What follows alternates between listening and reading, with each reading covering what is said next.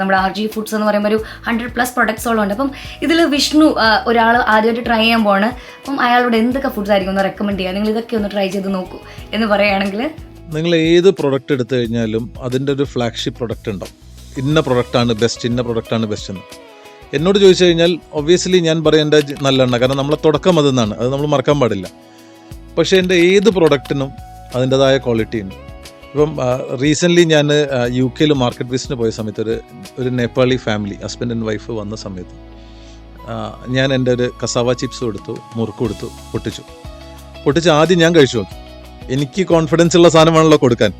So ഞാൻ കഴിച്ച സമയത്ത് എനിക്ക് മുറുക്ക് ഭയങ്കര ഇഷ്ടമായി. കസാവ ചിപ്സ് കഴിച്ചപ്പോൾ എനിക്ക് പേഴ്സണലി എനിക്ക് ഇഷ്ടമായിട്ടില്ല. എൻ്റെ പ്രൊഡക്റ്റിനെ കുറിച്ച് തന്നെയാട്ടോ ഞാൻ പറയുന്നത്, എനിക്ക് പേഴ്സണലി ഇഷ്ടമായില്ല. അപ്പോൾ ഞാൻ എൻ്റെ ഡിസ്ട്രിബ്യൂട്ടറോട് പറഞ്ഞു, കസാവ ചിപ്സ് നമ്മൾ ട്രൈ ചെയ്യിപ്പിക്കേണ്ട, വിൽ ട്രൈ മുറുക്ക്.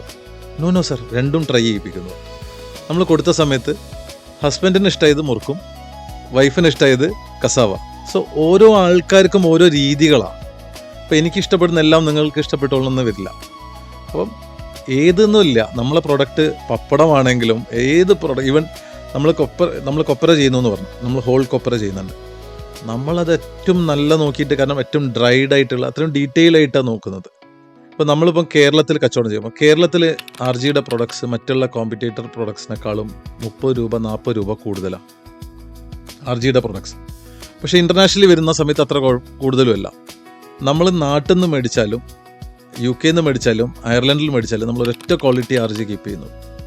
അല്ലാതെ എക്സ്പോർട്ടിനൊരു ക്വാളിറ്റി, ലോക്കൽ മാർക്കറ്റിനൊരു ക്വാളിറ്റി എന്നില്ല. ഒറ്റ ക്വാളിറ്റി നമ്മൾ മീറ്റ് ചെയ്യുന്നുള്ളൂ, എല്ലാ സ്റ്റാൻഡേർഡ്സും. ഇപ്പോൾ നമ്മളെ ഫാക്ടറി എന്ന് പറഞ്ഞു കഴിഞ്ഞാൽ ഈവൻ സൗത്ത് ഇന്ത്യയിൽ തന്നെ ഒരു ടോപ്പ് 5 ഫാക്ടറീസിനകത്ത് വെക്കാൻ പറ്റും. എല്ലാ ഇൻ്റർനാഷണൽ സ്റ്റാൻഡേർഡ്സിലും എല്ലാ സർട്ടിഫിക്കേഷൻസിലും വരുന്നൊരു ഫാക്ടറിയാണ് നമ്മളത്. അപ്പോൾ അതിലുള്ള എല്ലാ പ്രൊഡക്റ്റും ദ ബെസ്റ്റ് ആയിരിക്കും.